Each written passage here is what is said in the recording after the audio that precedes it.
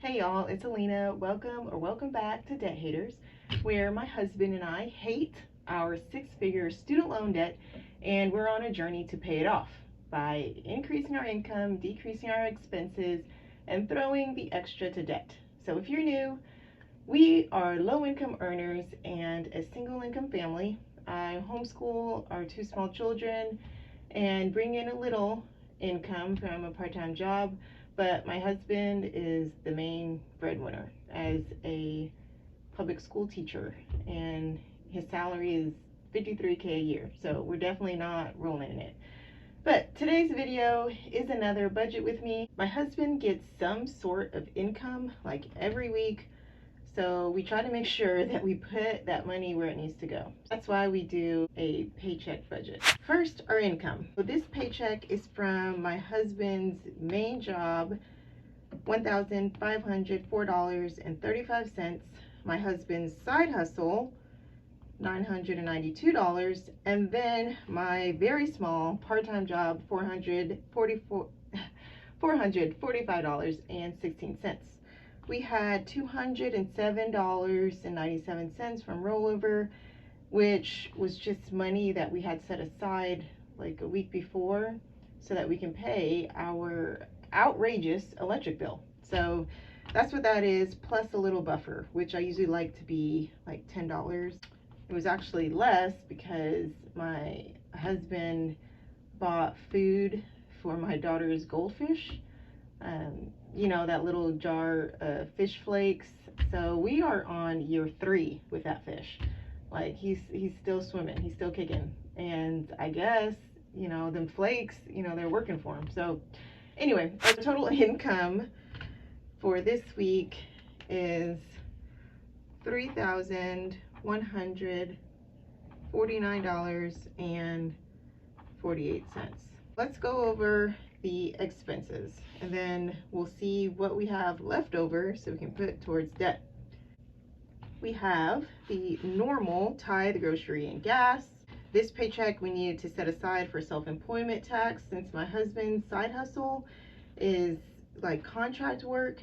They don't take out for taxes, so we have to do all that ourselves. My husband has an online course that he created, and it teaches people how to pass this teacher certification exam, something like that. So we pay to keep that course active. This has actually went up this month, and they let us know that, but it was less than the $64, but that's what it is now. Here is some miscellaneous spending. So my daughter was invited to a birthday party. Some of this, 61 bucks, was a gift for that. We also had a Valentine's party, and we needed ink for our printer. So yeah, just miscellaneous spending. Not something planned. I'd rather have money set aside and planned for those kinds of things, but I didn't plan ahead. This little job that I'm doing is kicking my tail. Like, I've been behind on a lot, and it's mostly overnight, so that's the major issue, but I'm hoping my body eventually will get used to it. So we have several bank accounts, and if we don't keep a minimum amount in there or have direct deposit, the bank charges us. So that's what this is. Internet is $65.34 this month. It's a little higher than typical, but you know, I guess everything in the world is just higher now. Speaking of, our electric bill is due this week. We already had that $200 set aside from last week, so we just need to add the remaining $99. If you're new, we live in an apartment in the Nashville, Tennessee area. And y'all, this apartment is barely 1,000 square feet. So where you get charging $300 for electricity, I don't know. It's beyond me. I just don't have it in me to call the company and fight it. You know, I'm assuming inflation has some part in all this, but again, I think we're paying part of our neighbor's electric bill, and we're all in a big pot together. So anyway, all right, so we're down to the emergency fund rebuild. So we had a flat. We actually had 2 flats in the same week, and they were on the van, the vehicle that my husband drives to work. We ended up getting 3 of the tires replaced. So we used our $1,000 emergency fund to pay for it. We're probably the last people on earth following Dave's 1,000 starter emergency fund, but that's okay. I mean, I get it. It's totally fine. But we're just trying to get out of this debt, y'all. So we're doing the $1,000. This debt, you know, has just kept us from so much. Like, it's literally taken so much from us already. So yeah, we have this $1,000 emergency fund and literally no sinking fund, like no car maintenance fund. So we just cash flow when stuff like this comes up.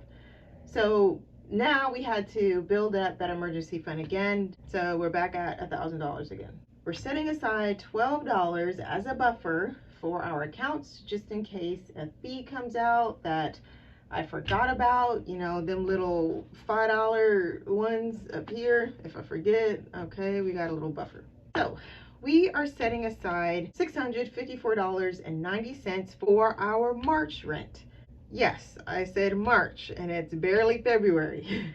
And I will explain in a minute why this is such a weird number. We literally just paid our February rent, but like I said, we are low income.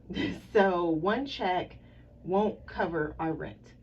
We need a check and a little of another check in order to make it. And so we don't want to be caught not having enough for that. So we just put little by little aside for our rent.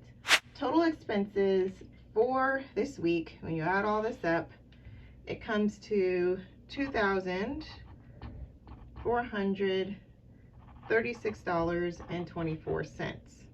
That leaves $713.24, and it's going towards debt. So what I did is I took my husband's side income, since he took this side hustle mainly for the purpose of paying down debt.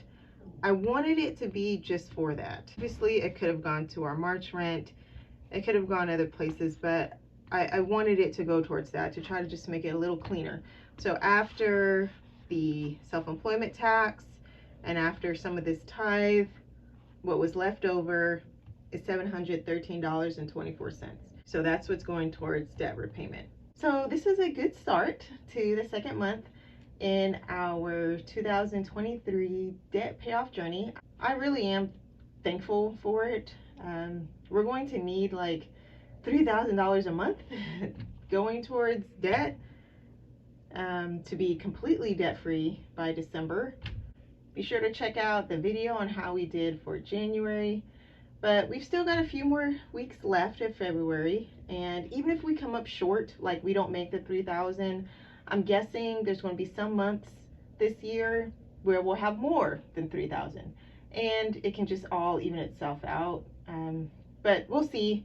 Either way, we're going to keep at it, and we hope you do too.